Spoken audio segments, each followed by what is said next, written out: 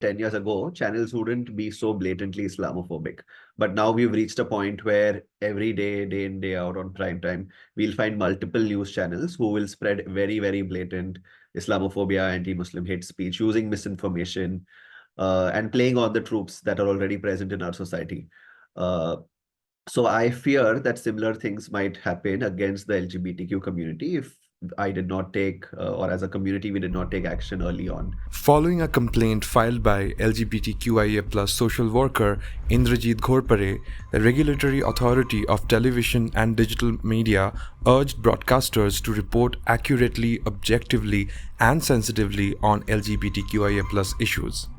The complaint, targeting one private broadcaster, called for the removal of objectionable remarks against the LGBTQIA+ community from a video report allegedly spreading fear and demonizing queer individuals.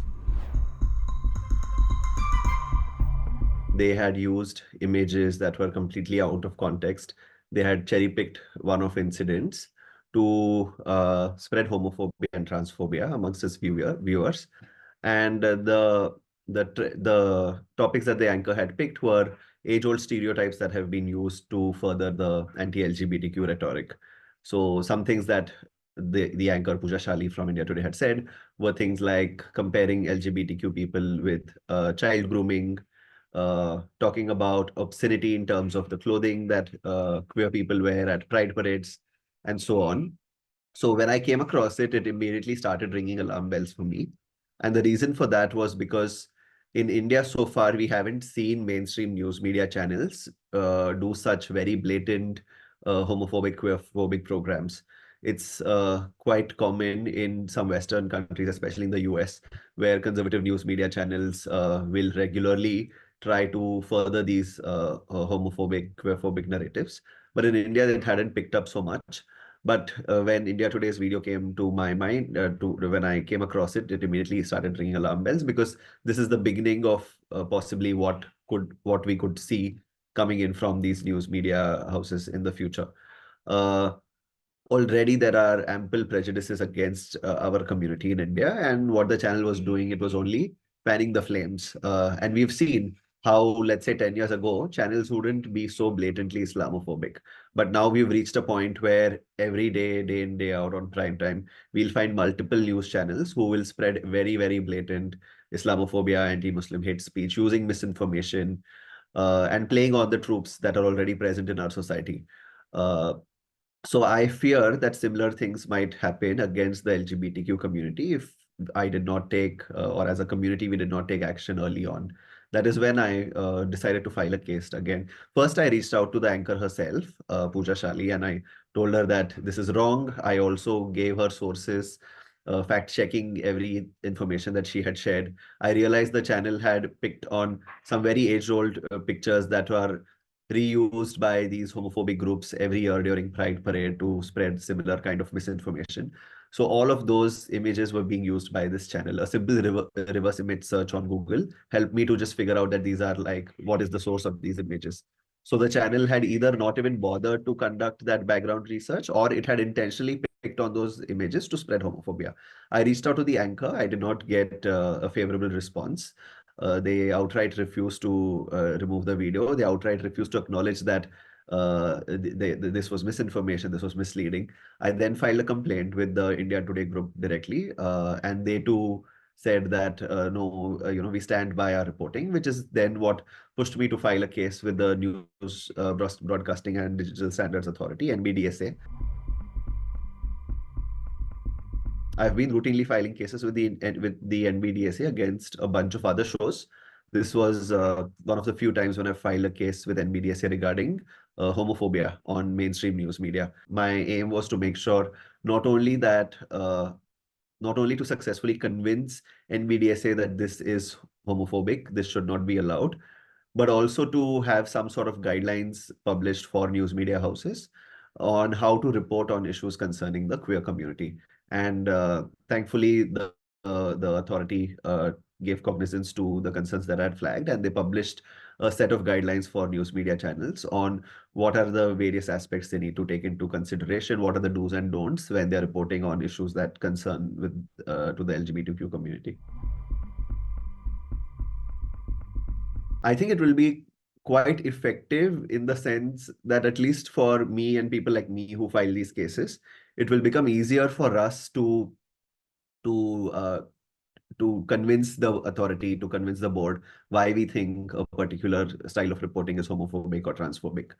Uh, Without those guidelines, when I attended these hearings, I had to speak from scratch, talk to the board about what LGBT stands for, what Pride Parade is, what homophobia and queerphobia looks like in India, in Western countries.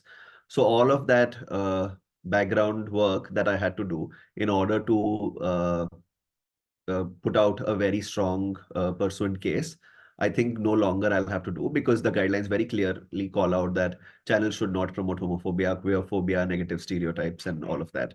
So I think in that sense, it will become easier for people who file these cases to set their part very strongly.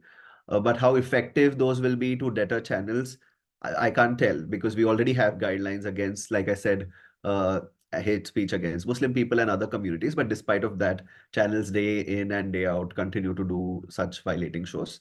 But I think in terms of holding these channels accountable, it will become slightly more easier for me and others who file these cases. It's more than 3 cases.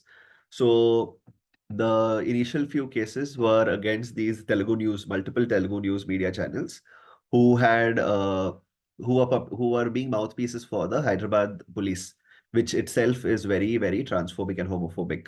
So Hyderabad police will give its press release to the media and they will publish it as it is. And the press release will include a lot of homophobia and queerphobia, wherein queer people baselessly will be targeted of spreading obscenity in the society, of being breakers of the law, of consumers of drugs, and all of this is baseless. At the end of the day, no one was persecuted, no FIRs were filed, no one was convicted. So all of this often is done by police personnel also, because they want to be in the limelight. They want to show their bosses or the public that, look, we are doing something. And who easier to target than queer people, because the society already hates queer people. So if the police goes and shows that, look, we took action against queer people, everyone is going to applaud their efforts. And the news media channels, without fact checking, without trying to investigate further, they will just be mouthpieces for the police. So I'd filed cases against these channels because they had shown videos of these arrested parties. They had shown their faces, their identities were revealed. People were facing troubles after that at their workspaces, within their families, because their faces were shown all over the news channels and they were accused of being drug consumers and spreading obscenity in the society. Apart from these Telugu news media channels, I had also filed a couple of cases against the India Today group, 2 shows in which they were asking leading questions to the Home Minister and the Law Minister of the country in the context of the marriage equality case, trying to undermine the powers of the Supreme Court, which is extremely dangerous, to walk on those lines and to try to promote that kind of a idea amongst the public. The questions that they were asking to the government, the Law Minister of Home Affairs and the Law Minister Kiran Rijiju, were that, what will you do if the Supreme Court passes an order in favor of marriage equality, where the larger public may not agree with it? And this was a leading question. It allowed both these politicians and ministers to say that at the end of the day, it is the public and the elected officials who should make these decisions, and it is up to us. And what will 5 people, whatever 5 people decide, should not be binding on the larger society. Of course, all of it was said very implicitly, but the underlying message was this: that we don't care what 5 judges sitting in the Supreme Court are going to do. At the end of the day, it is the public morality and the public opinion that is what is going to be taken into account. So this was undermining the constitutional validity in India and giving more value to public morality, and it seemed like a very dangerous thing to me. Again, pending orders from NBDSA in these 2 cases as well. The third case was where Sudhir Chaudhary, in the marriage equality case, was trying to instill fear amongst parents by telling them that, look, if your son or daughter is gay or lesbian, like, what kind of a spouse will they bring home? And they were showing edited pictures in which they were showing a queer person as half a bride and half a groom, playing on the misconception that exists in our society that queer people have half a body of a male person and half of a female person. I do see that there are other channels as well as India Today Group who have now multiple times did shows that were queerphobic. Another news channel was TV9 Telugu, against which I've pursued a couple of cases in which they target queer groups in Hyderabad. The police in Hyderabad will go and raid queer parties, and they'll make false allegations of drugs being used and group sex happening. None of that is a crime, not the drugs part, but having sex in private is not a crime. But the police in Hyderabad will go and harass queer people, and they will take the media with them. And TV9 Telugu is a particular channel which in the past also has done reports for which they were fined by NBDSA to the tunes of 15 lakhs, if I'm not wrong, wherein they have outed queer people through dating apps and saying that, look, this culture is now spreading in Hyderabad. So there's a lot of moral policing and a queer-phobic moral policing that happens. So we've taken action against those media houses as well. It was particularly shocking for me when it started coming from the India Today group. Earlier, it was their senior anchor, Sudhir Chaudhary, who had done a show during the marriage equality case in the Supreme Court, wherein again he had used very demeaning, derogatory graphics to spread fear amongst parents of queer people, telling them that imagine what your son-in-law, daughter-in-law might look like if they start allowing same-sex marriages.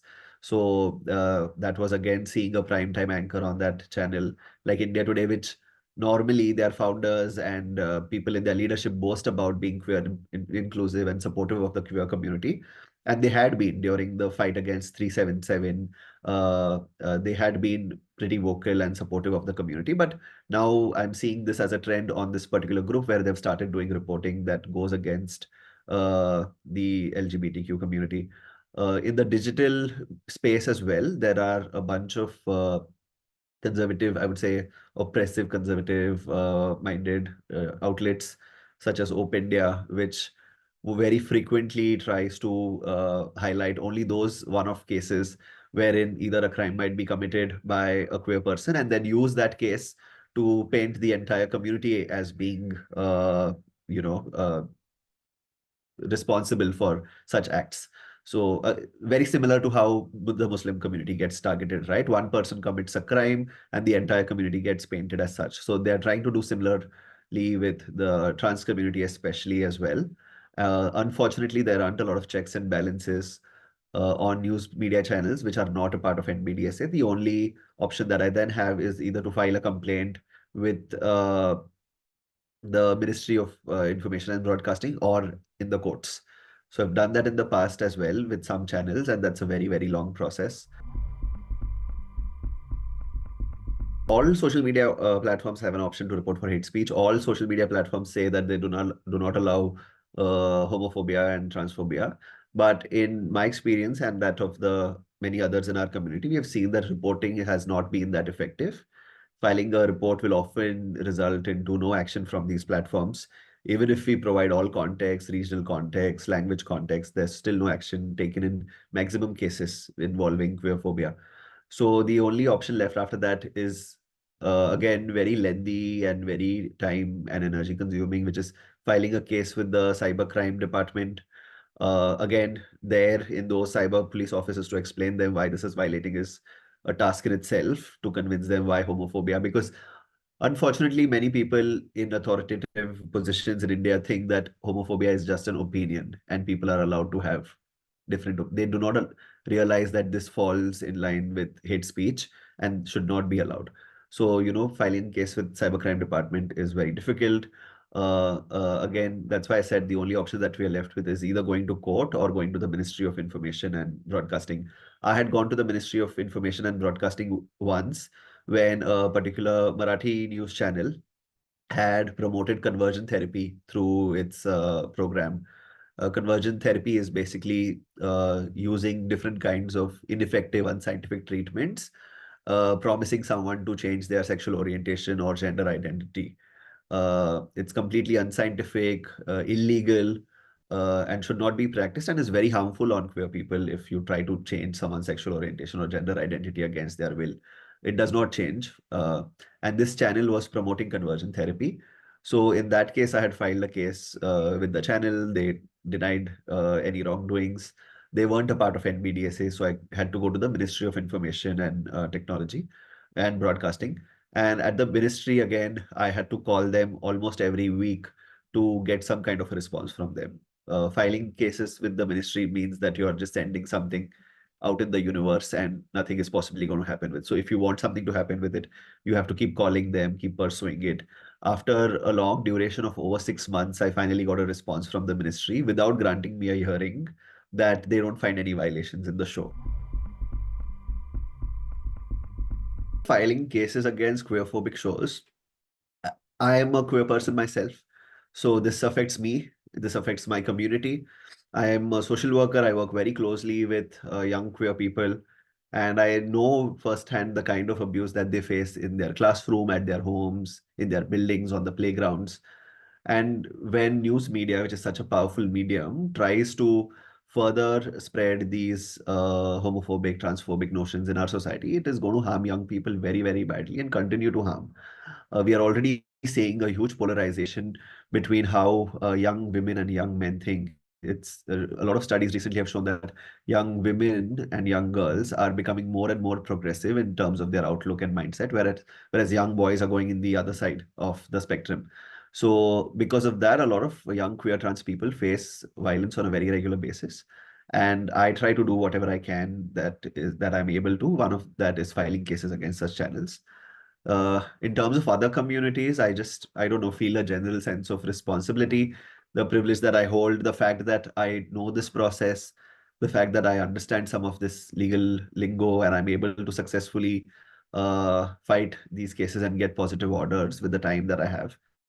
I just encourages me to go ahead and do it. I think a large portion of that might also be to do with the fact that I'm myself a part of a persecuted, historically oppressed, persecuted group, queer group. So maybe that invokes a certain level of larger empathy and sensitivity. I'm not completely desensitized by these programs. When I see them on TV, I feel anxious, I feel fear, and I can only imagine what the Muslim community, student community, farmers, and others who are routinely targeted, what they might go through and how they feel when they see such shows. So because this is something that is within my control and I have the privilege to do it, so I go ahead and do it.